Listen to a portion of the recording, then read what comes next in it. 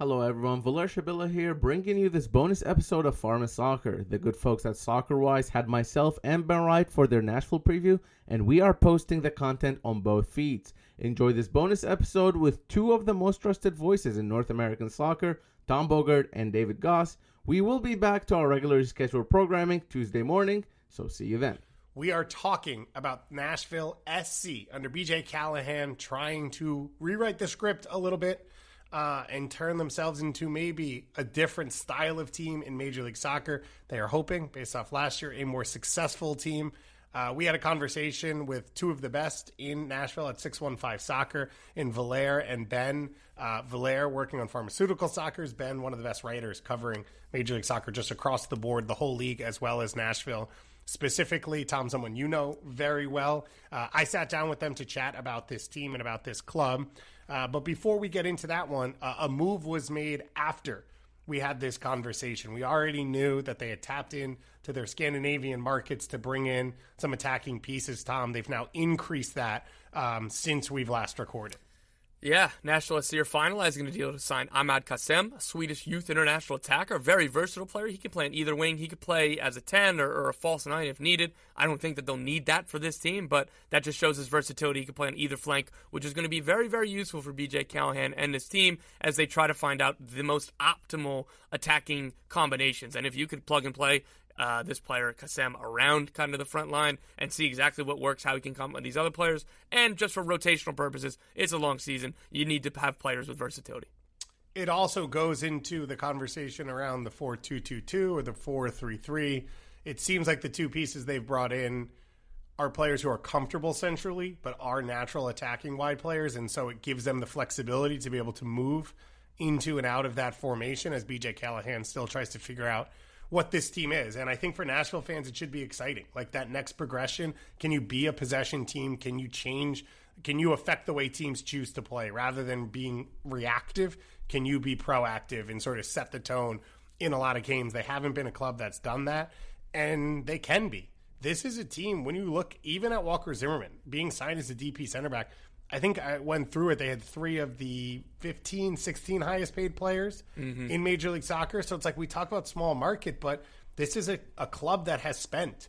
And I think their expectation should be that they are a competitive playoff team year in and year out and probably pushing for a home game. For sure. This team kind of hit their peak. Like the cycle came to the end last year. Cost Gary Smith his job. There was a lot of familiarity within the group.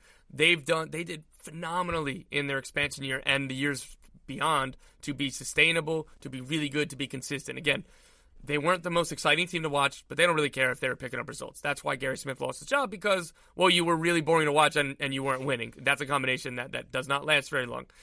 They're changing under BJ Callahan. It did not get all that much better under him results-wise. They were trying to be more expansive. They were figuring it out along the way. A full preseason for BJ Callahan is going to be good for this group and trying to, again, be more expansive, get Hani Mukhtar back to firing where he was, which is interesting because he was putting up a ton of numbers. He was one of the best players in the league, MVP, all of that, extremely consistently in a team that was always playing against the ball. Right. He was an absolute killer in transition, and then he just fell off a cliff. And Walker Zimmerman got injured. And when Hani Mukhtar was an MVP level player and Walker Zimmerman was a Defender of the Year caliber player, the margins became super thin and this team dropped.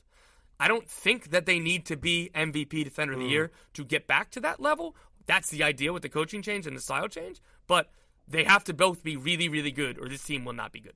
BJ Callahan is a fascinating story just to go from Villanova Soccer where he was to into the USSF pool and slowly work your way up into being eventually an interim head coach of the U.S. men's national team, which immediately puts you on the list for interviews for MLS head coaching jobs. Like there are not that many names in this sphere. We do it on this show all the time.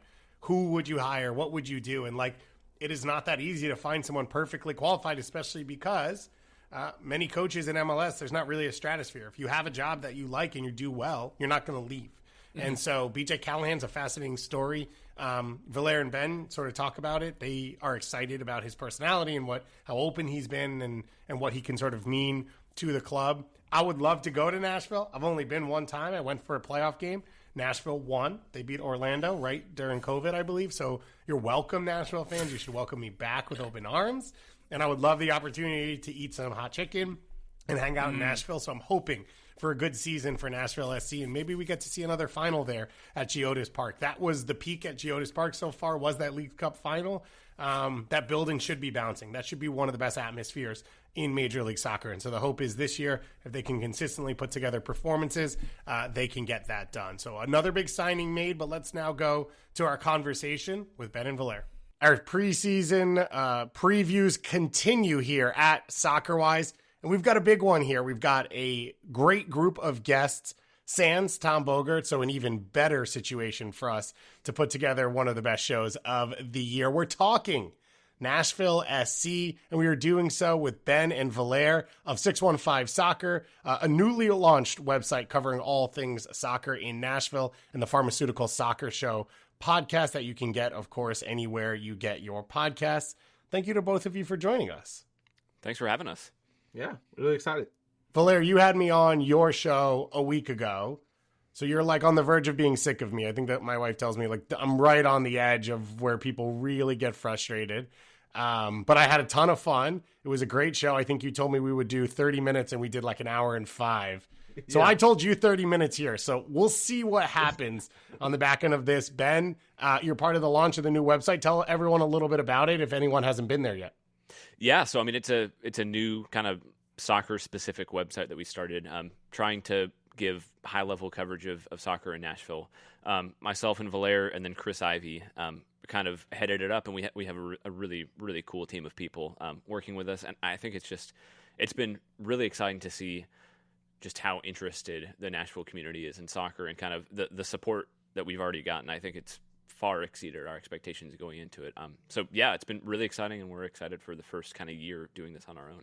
And for anyone who wasn't listening to our show, I think it was a week ago, Chris Ivey put together the best list of what happened with the 2025 MLS roster rules. We plugged that on our show. We basically just read the article, and then we pretended to talk about it like we knew what was going on.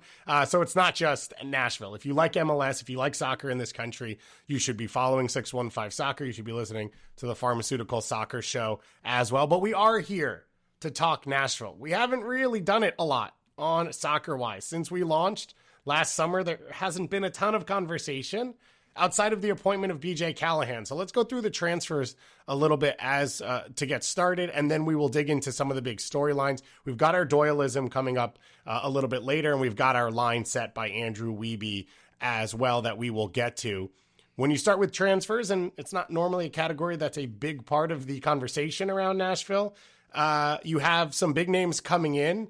Edward Taxeth being brought in, Andy Nahar, Jason Palacios, and then the big trade in the middle of the offseason in which MLS Cup MVP Gaston Brugman was brought into the fold in place of Sean Davis, who is one of many big names going out. One of the originals that this club has been built on, Annabelle Godoy, was let go, as was Drew Yearwood, Randall Leal, Brian Anungana. And then that Sean Davis trade was the start of a pretty big trade window in which one of the most expensive fullbacks in league history, Shaq Moore, was traded, as well as former starter Lucas McNaughton. So a lot to go on, a lot going in and out. Ben, get us started here and just the reactions to some of the big names, the staples this club was built on, being let go. Yeah, I mean, in a lot of ways, it kind of felt like an extension of last year when Dax McCarty was let go. I think he was probably the first big name original that kind of left the club. I think Godoy is probably right behind him just in terms of popularity and importance to the club for their first 5 years. But really, I think the overarching themes were, A, trying to get better with the ball, which Callahan obviously comes in and wants to do as a guy who came kind of from the Berhalter coaching tree. I think they're trying to get younger too. That might get muddied a little bit with some of the free agents they've signed who are kind of early 30s. But it's really just trying to get added improvements with the ball, get a little bit younger, and probably add some flexibility going into what is probably going to be, I think, a two winter window rebuild. I don't think they're done yet, and I think the team probably isn't going to be complete, if you can even call it that, until probably next year. And they had to make a lot of harder decisions. Also, like I know you mentioned Randall Leal and Brian Anunga. Both of those are also originals. Right. They were both there since 2020. So it was a continuation of that. And then the other thing I'll mention just really quick while we're talking about transfers, that Patrick Yazbak came in halfway through last year, and that's kind of part of this core more so than anything beforehand. What is the emotional reaction, though, Valair, for a club that hasn't moved a lot of these pieces around to have 4 or 5 originals and really the last connection to it outside of a Walker Zimmerman and a Joe Willis to finally move on and see this offseason? So I'll say this, for people in Nashville, they know that the OG is Taylor Washington, who's been with the club since the first year of USL. So he's been this is his 8th year with the club after the 2 USL seasons and 5 MLS seasons. And now they're entering 6th MLS season, which is pretty crazy to say, but he is still contracted with the club. He's still playing with the club. And, as far as fan favorites, he's like the top name that no one outside of Nashville will like think about, but he is like a pretty big figure within the Nashville SC and the Nashville soccer community as a whole. Great guy, by the way, as well. So it kind of adds to the whole thing. But I think you saw a little bit last year when when Dax McCarty ended up leaving the club. I think what added a little bit of salt to the wound is that he ended up signing for Atlanta, which is, right down the road, a team that is quote unquote rival, however many rivals Nashville has these days. But I think what ends up happening here is that that justification just wasn't there, because what we heard from the Nashville SC side is that, he's getting a little too old, and the squad has kind of moved away from that, and they want something else. Well, last year it seemed like they really needed Dax McCarty. They seemed like they really needed somebody in midfield who can play a diagonal pass that will get somebody, one-on-one with a defender. And anybody who watched Nashville SC was like, we really need a midfielder that can do that. And Dax McCarty was beating Messi in the playoffs. I was going to say, he had an incredible last year. Stuff. A lot, yeah. So I think that started with him, and then going into now, you're talking about Anibal Godoy and Anunga and Leal. I think people are starting to understand these moves a little bit more, just because the team was bad last year. Yeah. I think when you talk about when Dax McCarty left, the team was about to play their first ever CONCACAF Champions Cup. The team was on a trajectory that was different from now. Finishing 13th, missing the playoffs, people are more accepting of change when that happens. Ben, you mentioned BJ Callahan. He's not a new coach, but he got appointed late in the summer last year. It didn't feel like we learned a ton from the outside, at least, just because he had to put together the rosters and the lineups he had to put together based off what was available. Give people sort of an inside look, as you've been covering him, what he's like as a person, what he's like around the club. Yeah, I mean, so first of all, just personally, he is super outgoing, super friendly. I think he kind of gets the media side of the game, and so he's been just super open with the media, very always willing to talk, very willing to kind of help us out however he can. So that's been kind of nice to see. On the field, I mean, just even from talking to people before he was officially hired, everybody I talked to said he is like the hardest worker they've ever seen around the game and one of the most detail-oriented guys they've ever seen. And I think from talking to him, that completely adds up. He has a very, very clear style of how he wants to play. He goes into a ton of detail to make sure that everybody is on the same page. But I think he also tries to get everybody understanding his system to a very kind of granular level, so that they can kind of not even have to think about it. He's wanting to install it so it's almost second nature, so that they're not having to think about where to play a pass, because they have done it so many times that they know how to. Stylistically, I think he wants to be, I mean, everybody says they want to be a possession-based team and to be a pressing team, and I think there are some kind of coaching platitudes that go on there, but from watching him, they do play with the ball and they do press. I don't know exactly how married he's going to be to any particular shape, but I think kind of across all of those, they're going to play with the ball. They're going to try to break teams down with possession, but they're also going to press pretty hard without the ball. And I think you're going to see a lot of their chances come just from forcing turnovers close to goal. He's still in the honeymoon phase, so it's still the dry January of the year as we get past the Super Bowl, and then all the workouts and the plans and the health food and all those ideas start to go out the window. So we're still probably a little bit away from that one. Update for everyone, as we like to do here with all of the 1,000 cup competitions people can play in. Nashville will only be in the U.S. Open Cup, not being a playoff team last year, didn't qualify for Leagues Cup, not a part of CONCACAF Champions Cup, and obviously cannot play in Canada. But Valair, that actually gives an opening, an opportunity, which we talked about when I was on your show of it's a one cup that you can focus on, and you're only a few wins away from like a really big game potentially in your own building. Yeah, I think you look at what 5 games total to win a cup, the first cup in franchise history too. I think BJ Callahan and everybody in the club will be circling that as something to look forward to. I think when you look at how Champions Cup affected Nashville last year, they ended up only playing 4 games, but traveling to the Dominican Republic, traveling back, and then playing Miami twice in March, that early in the season. It was already like a full blown like dramatic thing that was happening. Nashville goes up 2-0, come back, Miami 2-2 at home. All that stuff happens, and it didn't just affect the season from a physical standpoint, but it also affected it from a narrative standpoint because already you were out of a cup competition that was supposed to be like the most exciting thing, right? It's the first time you were in Champions Cup. You were already out before April. So you're looking at a very different situation, and then you're losing in the league, and that leads to Gary Smith's dismissal and all that. So I think the U.S. Open Cup is the opposite of that, where if you get a couple wins in the early rounds, you'll probably play in a USL team or the lower team on the very first round, and then you might play an MLS team with a possibility of hosting them. You get those 2 wins, you find yourself in the quarterfinals.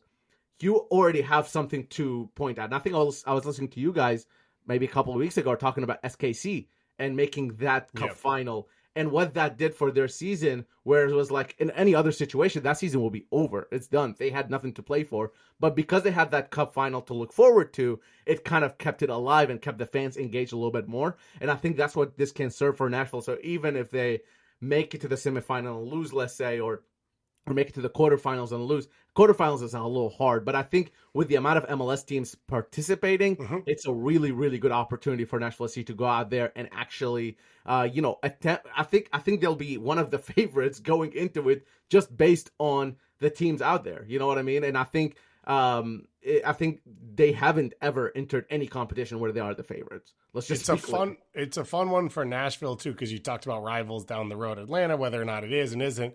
There are some more localized teams from lower divisions that a Nashville can play where they're not going to get the opportunity other times. So you talk about a Chattanooga, you bring in, I see the Louisville scarf behind Ben in this one if you're watching via video. I don't think Ipswich is in the U.S. Open Cup this year, but they could try. So there's a lot of more localized clubs that you get the opportunity to play. Let's go to our Doyleism now, and then we'll sort of jump off the back of that. I just feel like Nashville are in some trouble. They went out this offseason and they got Gaston Brugman to be their number 6. And I think they wanted to play a 4-3-3. And he would sort of fill the gap left by Dax McCarty that they struggled with last year, just in terms of ball progression, getting the ball into good spots so that players like Hani Mukhtar could actually make stuff happen. And I understood the thought process behind that, but we've already seen in preseason they've gone away from the 4-3-3 and into that 4-2-2-2, which doesn't really fit Brugman, even though it fits Hani. And then the other thing is they didn't really upgrade either of the wide midfield or wing spots, if you want to call them wingers. They don't really have a third heat in attack. And so it's all coming back down to Hani and Sam Surridge again. And we just saw last year it's not working anymore. And the back line, like, okay, Walker Zimmerman's back, but he's also sort of staring at his mid 30s at this point. And we saw last year that he's not as durable as he was. Jack Maher has never become or has yet to become the kind of guy that we hoped. Fullbacks are a little bit in flux. Goalkeeper's a little bit old. I mean, there have been some pieces added, but this was a team handcuffed by the roster build at the end of last season, and it still feels like they're handcuffed heading into this season.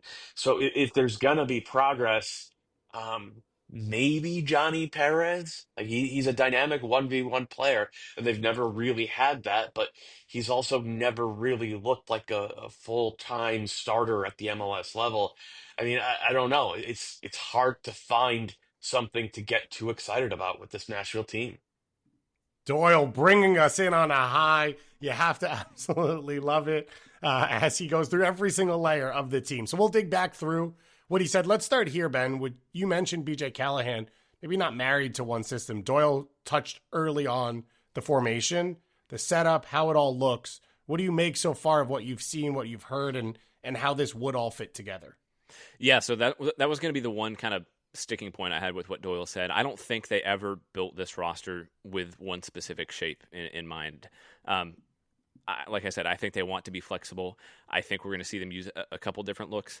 I also think that in this 4-2-2-2 or whatever they've been using during preseason, I definitely understand kind of the concern about Brugman getting maybe a bit overrun in midfield without the ball.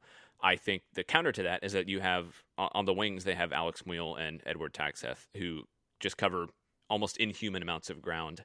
And so it's not like he's going to be left isolated when they're without the ball. But yeah, I think what Doyle said is probably the kind of the worst case scenario. I think there is a best case scenario that's significantly higher than that, and I imagine they're going to be somewhere kind of in between those two.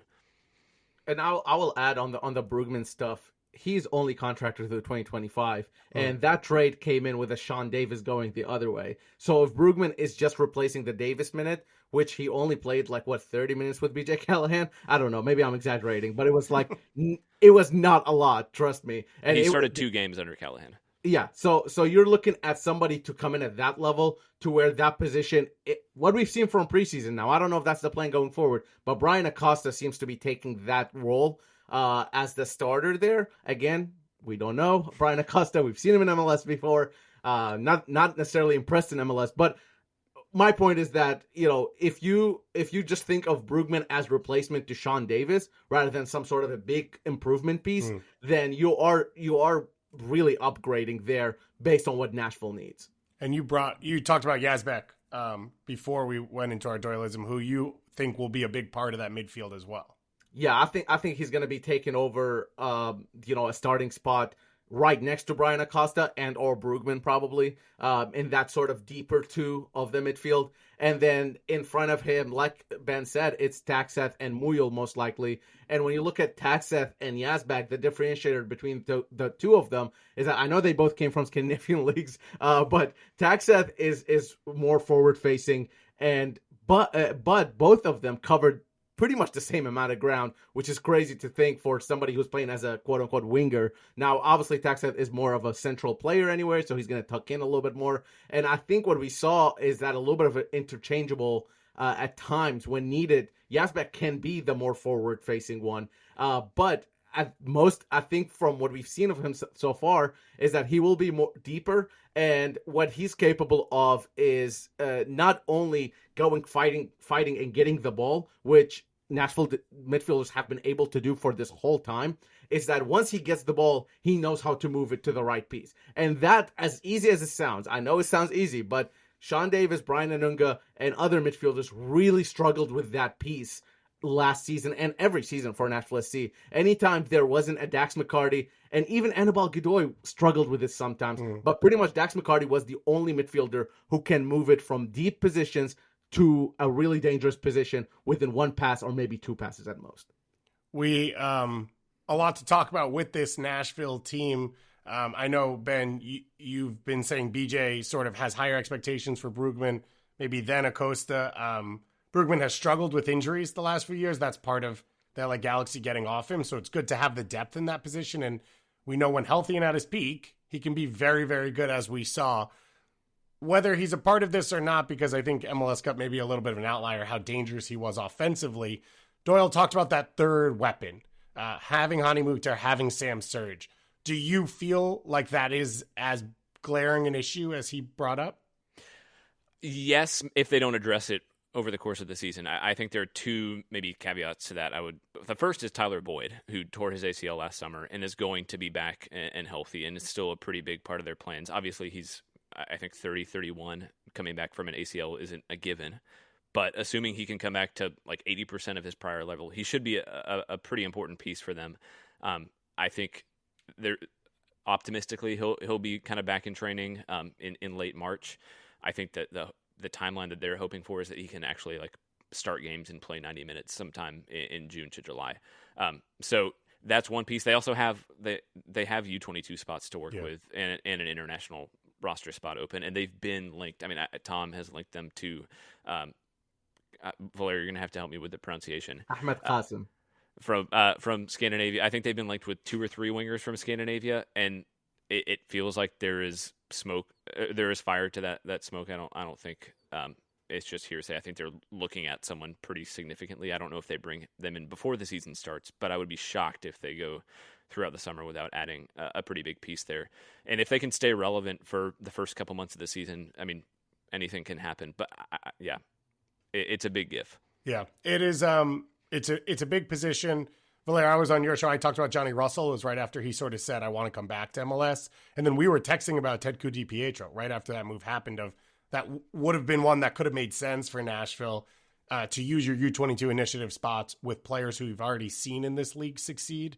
I would expect Nashville would be in a bunch of those conversations, especially right as the season comes to a start and you start to get into some roster pinches. For some teams, like we're waiting on the Lucho Evander stuff as of recording this and a bunch of other news that could drop. But you do start to see as you get into roster freeze dates, teams that haven't organized things the way they'd like or not everything that's gone in the right direction.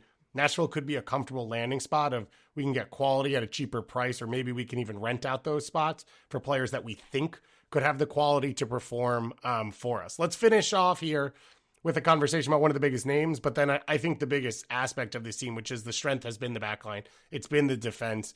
Doyle somehow got Walker Zimmerman into his mid-30s, which I oppose vehemently. Like, don't add years to anyone. As someone who is approaching that and was celebrating a friend's birthday this weekend and was like, I'm close to dying. So I think we should all take advantage of every year we can still claim. Andrew Wiebe set our line for Walker Zimmerman. Starts in Major League Soccer, so this is MLS only, at 22.5. I know some of the thinking was on injuries, and I think some of the thinking there is probably on Gold Cup as well, with Walker being a part of Pochettino's winter window and being around the national team for whatever games they're going to be playing over the course of this year. Valair, what's your thoughts on that line, and where would you fall? Yeah, I think the reason why the line is lower than what we expected is probably because Walker Zimmerman participated in the Olympics last year. And I think that's something that is missing from this point. And I don't see him taking part in every single USMNT camp. I do see a chance for him to be in the Gold Cup, but even that is really up in the air. If this was Berhalter still, I'd probably say 100% the Gold Cup. But with Pochettino, we still don't know. The only camp Pochettino has called him to is the January camp, which would be wild for Walker to not be called up to that, honestly. So I think it makes sense, and it's possible that he goes to Gold Cup. But even with that, in terms of his health, he did have a couple injury issues the last couple of years. But overall, I wouldn't put him in the injury-prone area, right? I think he's capable of putting in a lot of performances, and I think 22.5, I would smash the over on that, honestly. Just from what I've seen, just from what I know, and I think for Walker specifically, he's going to come into this. He's the face of this franchise, and there's no way around it. I know Hani Mukhtar won MVP. Overall, people in Nashville know Walker Zimmerman, and not just soccer people, just people in Nashville. He's the captain of the club. He's the face of the franchise. Probably the only DP center back in MLS. I don't know. Teenage Hadebi is not anymore, right? But I don't know who else is left. But you know, they don't usually give that sort of money to center backs in MLS, and especially not American ones. So I think when you look at what Walker has provided for Nashville and what Nashville has provided for Walker, he's going to be really motivated to come into this season with something to prove. And I think the 22.5, barring a crazy injury, I think I really can see him going maybe closer to the 30 mark with Nashville. Ben, before I let you go, let me give people some context. I probably could have done this. So Walker did start 22 games last year, but of 25 appearances. So it's not like we're in a situation where if he's healthy or available, he doesn't start. He has not started less than 22 games since he got to LAFC in 2018, but he's been right around that line most years. Now, one of those years includes a COVID year where he started all 22 games he played in and then peaked with 28 starts in 2022. So like Valair said, international, a big part of that. Injury prone probably isn't the term you'd use, but availability has not always been there. Where do you fall on this line, and where do you fall on the rest of the defense around it, and whether he is or isn't available every single game, how strong this can be? Yeah, so funnily enough, like literal minutes before we started recording, I was talking to Doyle about this and told him I